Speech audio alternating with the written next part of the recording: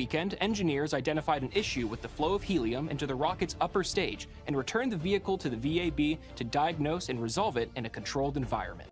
Across the nation, NASA teams are strengthening America's leadership in space and aviation. Here's what's new this week in your NASA Minute.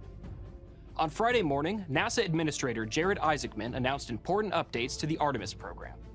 We are going to add missions. In fact, we're essentially going to pull in Artemis II to launch in 2027 with a revised mission profile. So instead of going directly to a lunar landing, we will endeavor to rendezvous in low Earth orbit with one or both of our lunar landers. This is how NASA changed the world, and this is how NASA is going to do it again.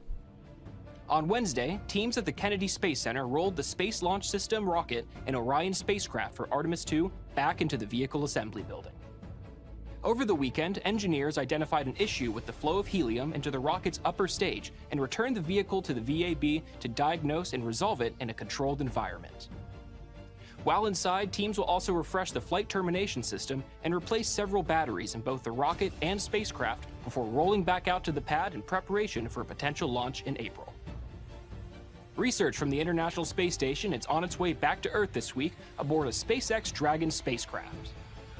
After undocking on Thursday, Dragon is set to splash down off the coast of California on Friday, wrapping up NASA's 33rd Commercial Resupply Services mission. During its time in orbit, the spacecraft also performed 6 reboost maneuvers, helping maintain the station's altitude and supporting safe, long-term operations.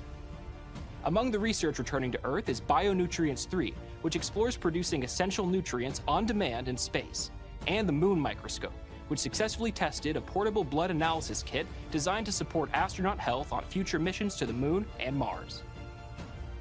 And at NASA's Armstrong Flight Research Center in California, researchers are flight testing a new wing design that could reduce drag and cut fuel costs for the airliners of tomorrow.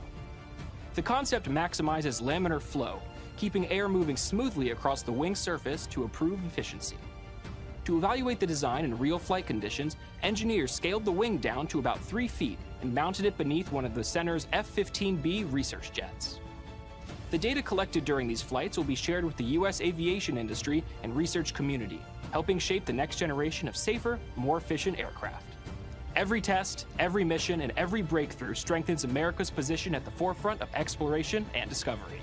Thanks for watching, and we'll see you next week.